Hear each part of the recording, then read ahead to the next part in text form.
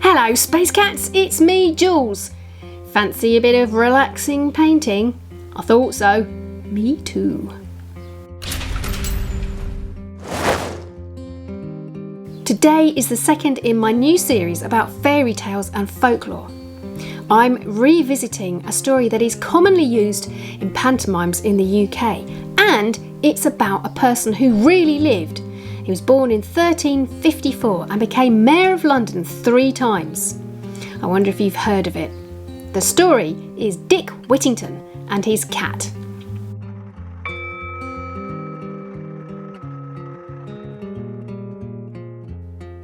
Before I tell the story, it's interesting to note that the folklore that surrounds the real Richard Whittington is his rise to fortune from his poverty-stricken childhood, all due to the lending of his cat in a mouse-infected island. However, the real man's family was not a poor one, and there is no definite evidence that he owned a cat. However, there is none that he didn't either. I'm willing to suspend belief and listen to the story, which is a good one anyway. Here we go. When Dick Whittington was a young lad, his parents died and he was left as an orphan. There was no one to look after him and he had no money. He was hungry and sad, and the only living thing to keep him company was a cat.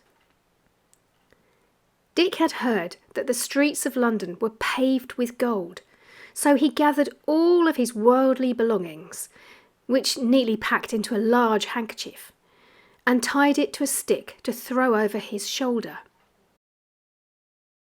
"Come on, cat," he declared. "We're off to London." He was soon tired and fell asleep on the grass verge outside a large house, belonging to a man called Fitzwarren, who took pity on him and hired him to work in the kitchen.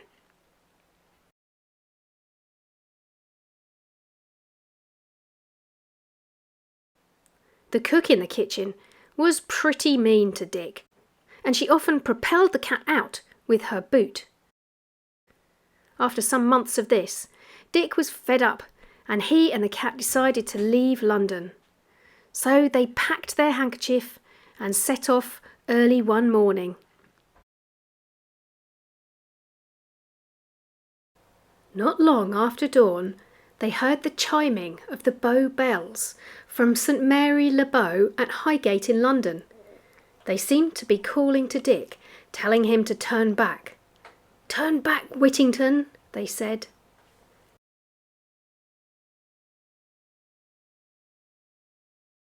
He and the cat headed back to Fitzwarren's house, only to discover the cranky cook had left that very morning. Things started to improve. Especially as the new cook was kind and Fitzwarren's daughter was pretty and seemed to like Dick Whittington. And Fitzwarren saw that Dick was a pretty smart cookie, and he liked him too.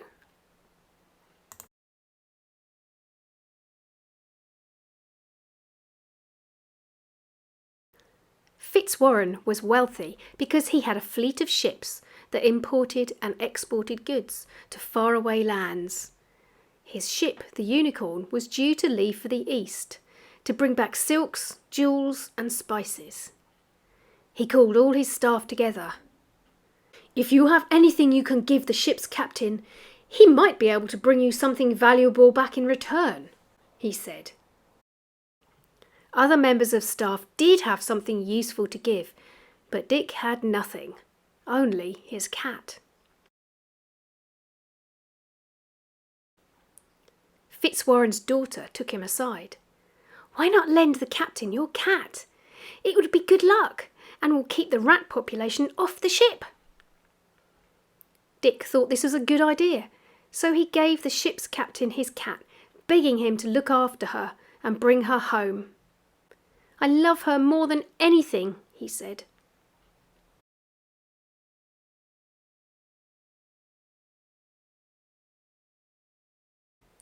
the ship set sail and eventually landed on an island far, far away. The captain went to dine with the king, who was feeling hopeless because of the mice that had infested his island. They were everywhere, in people's houses, in the fields eating all the crops, and even in the king's palace. "Well, I could lend you the ship's cat for a bag of gold," said the captain.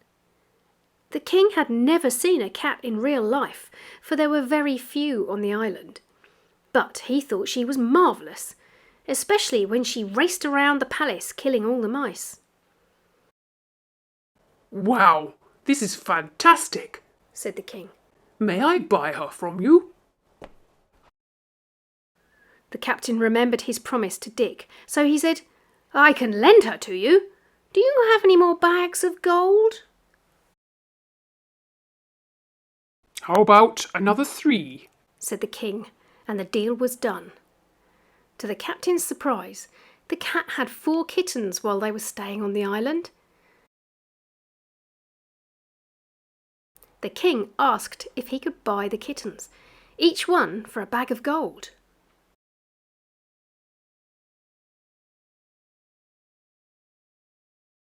The captain of the Unicorn sailed home with a hull full of spices, silks and jewels, and 7 bags of gold for Dick. The cat and Dick were reunited, and he was astonished to find that he was now a rich man.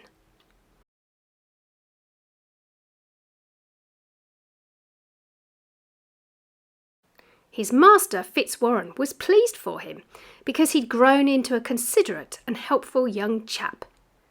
Dick married Fitzwarren's daughter Alice, became a businessman, and in time became Lord Mayor of London.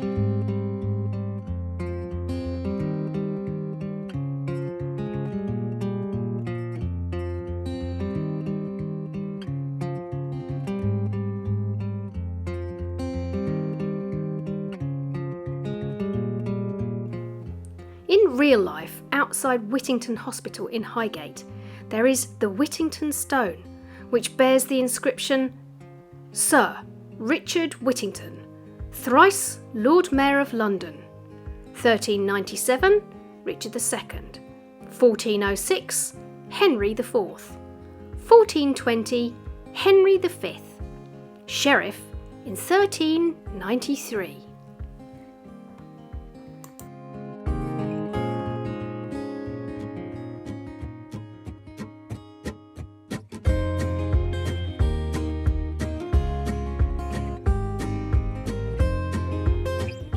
Dick Whittington started a charity that still exists, and today it's worth around £113 million, with next year marking the 600th year of his death.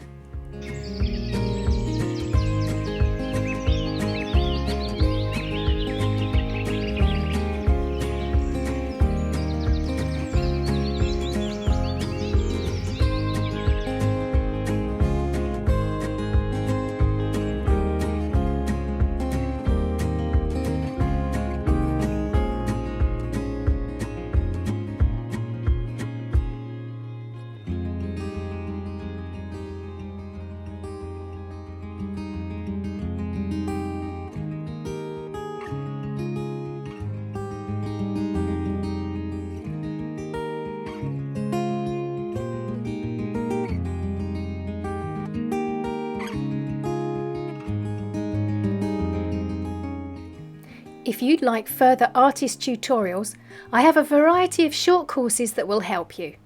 There are real-time sessions looking at painting, drawing and marker pens, among others.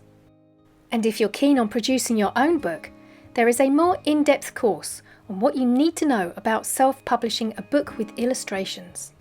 That covers making key decisions, how to make layouts and dummy books, rhythm and pacing, as well as several tutorials on illustrating a book and a look at the tech.